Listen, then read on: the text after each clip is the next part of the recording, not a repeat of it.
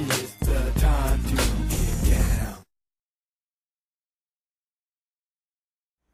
He could do the sonnets because of the rhyming scheme. And he could improvise and repeat certain lines and stuff like that. It's very, very simple. But all that you have to do is show them how it relates to where they're coming from. Whether you're Latino, whether you're Asian, whether you're black, you can culturally put into the mix something so that the people have something to relate to and get it. Because basically it really comes down to the universality and the humanistic quality of men and women. Because that's what we're really saying is we're all human. But culturally we have these certain things that go on. But, people die. People get murdered in all cultures. I mean, there's certain things that are humanistic that are prevalent in. Doesn't matter what the culture is. Doesn't matter what the religion is. Doesn't matter what the race is. And so what you do is you find the literature like Shakespeare, which is a very strong, humanistically speaking. He was really the first one to do that because he did a lot of black parts during that time in the 1600s with stereotypes. So they were slaves, they were other things. The thing that made Shakespeare last is that Othello, we find the humanistic quality of Othello. That was the genius of Shakespeare. So wonderful, people don't realize that too. That's why we see these themes being repeated so often in film. Romeo and Juliet, it's how many films, isn't it? Yeah. One family against others. Right. You see that. And them, of course. Yeah, exactly. But we should talk about the play that we're doing now, though. Yes. Oh, Let Freedom Ring. Let Freedom Ring. Are we ready? Let me show everybody. Let everybody take a look at it. Okay, take a look. This is about some black guys that get together and they decide they want to protest slavery, and so they're going to steal the Liberty Bell. This is in 1846, and there's some comedy in this. There's some good laughs in there, and so we approach it really from a comedic point of view, and then it sort of turns a little bit dark in the second act. Well, I noticed, look at the cast too, Ted. Lou Beatty. Lil Beatty Jr., yeah. Okay, J.D. Hall, Christine Clusian, am I saying it right? Yes, that's correct. But Garrett Morris? Garrett Morris, and I have a relationship with Garrett like I have with J.D. He and I go back to 1972, 71 in New York. I understudied Garrett Morris on Broadway. He was on Broadway. This was before Saturday Night Live. Wow. He was doing a play called Ain't Supposed to Die a Natural Death for Melvin Van Peebles. Oh, yeah, okay. Well, I actually read that play in but it's been a long long time. Wow. Yeah. Felicia Richard was in that cast. Wow. Before, she was understudy with me. She was understudying the girls. I was understudying the guys. And Garrett was one of the guys. Never missed a performance. Wow. I went on stage for everybody. I understudied 6 guys. I went on for 5 guys. And I went to Garrett and said, man, when are you going to get sick? When are you going to take a day off? Well, and I'm so impressed with that, Ted, because other people now, and as much as I love Fantasia, that's my girl, she missed half of her shows. Well, see, I should have been understudying her. Yeah. I would have had a gig. Yeah. Well, but Color Purple, I think they said she missed half. But that's against you asked earlier how things have changed. When you get this, star-driven media, we're going to do Color Purple, not because it's a great play or whatever, but because we can get Fantasia to be in it. Then you have those kind of issues. But Garrett Morris is an actor. Mm-hmm. He's in the theater to act, and any part he gets in there, he has to earn, basically, until he got to Saturday Night Live. Yeah. What about the other folks in the cast? Who else is in there with you? Let me tell you who else is. Besides JD, there's Christy Ferris. Christy was on... She was on Scrubs, and she's done a lot of other stuff. Okay. A young girl named Shawnee Shockley, William Christopher Stevens, who right now he's doing a guest shot on Private Practice. He's a working actor. Okay. He's a working actor, and we've got another guy named Christopher Warren, who's also a working actor. I'm really, really fortunate. I found some wonderful actors. And they're diligent. They do their homework. They come in ready to work, and they're very, very talented. And so I'm really, really. And you pleased. forgot the lead character. No, who's the lead character? Oh, you mean Prince? Prince Yeah. Africanus. Actually, Junior. I'm going to be in the play myself. So he's going to. You're directing. You're writer. Yeah. Acting. Well, I lost and an actor. directing. You know, Hollywood, you can lose an actor just like that. So we had time constraints, so I'm stepping up to the plate here to do the part. What he's saying is his dream came true. God parted the waters Yes. and let him walk through to the lead part. Yeah. But it's good. Ted is the protagonist, and I guess I'm the antagonist. See, this is something you can't buy because JD and I have chemistry. So I when can we're tell. oh man, I can tell. So when we're on stage, he's throwing down, and I have to come back. You know, and see, he's got that voice. Oh yeah. You know, and then his chest and his height comes in, and I'm looking at him, and I have to come at him because you know he don't play. You got to bring it with JD. You know, you can't be playing around. So what's fun is JD's playing he's playing an actual person that lived. There's Reverend Richard Allen Jr., who was the head of the AME Church in Philadelphia. Okay. Actually lived. Garrett Morris is playing a character. I'm playing his son. His son. Oh yeah, Richard Allen Richard Jr. Allen Jr. of the AME Okay. Church founder, Okay. Richard Allen. Yeah, and Garrett Morris is playing an actual character that lived, West Ford. No, Hercules.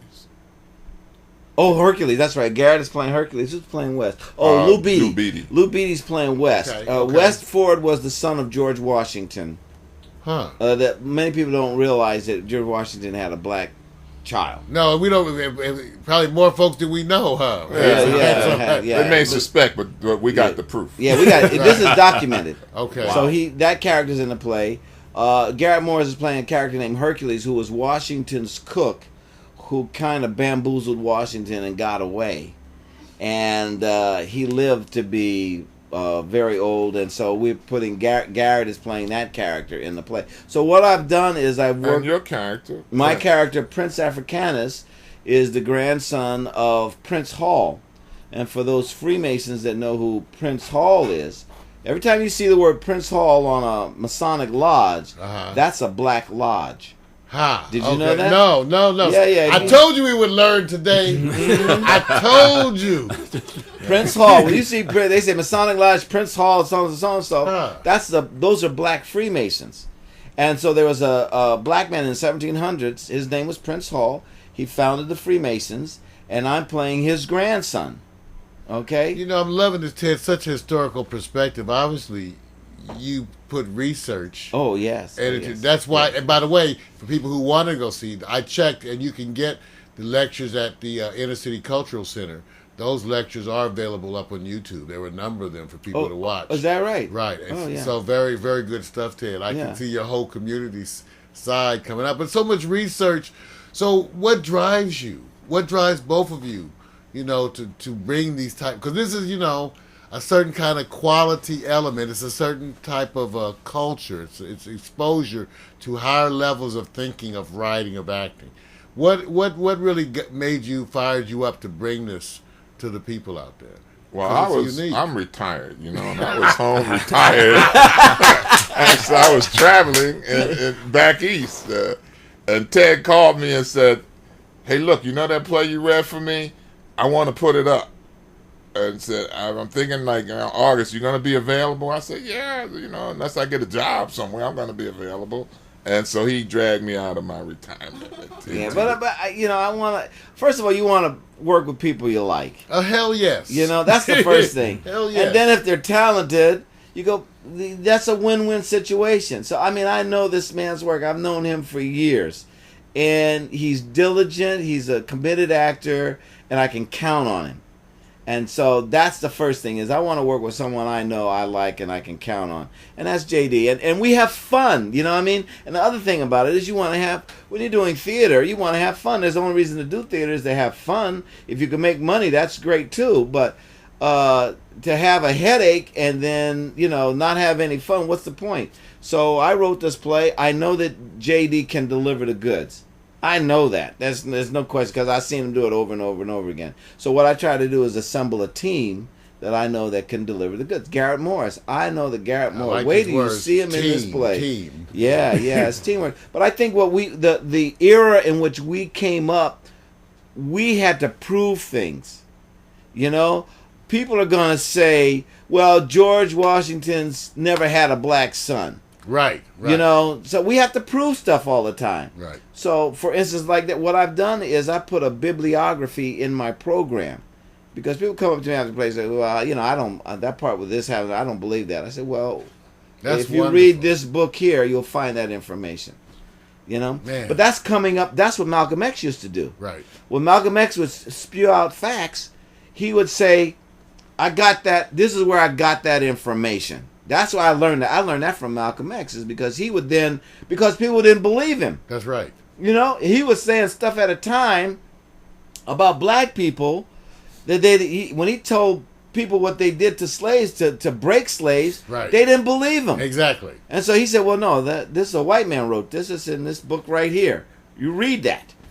I didn't make this That's up. that whole Willie Lynch. Yeah, the whole, Willie Lynch. Exactly. Yeah, Willie Lynch. There you go. And it's even easier now with the internet because all you have to do is Google Yeah. And George come Washington's prepared. black son, West Ford, and He's there. it's all there. It's all there. You know, it's so funny, you all. I relate so much what you said about the teamwork and building, because when I said about doing this, I was alone, and I went to the one person that I could depend on, and that was Victor Allen. You see, there you go. And you know how he got in here, Ted? I asked him, could he give me 4 hours a week?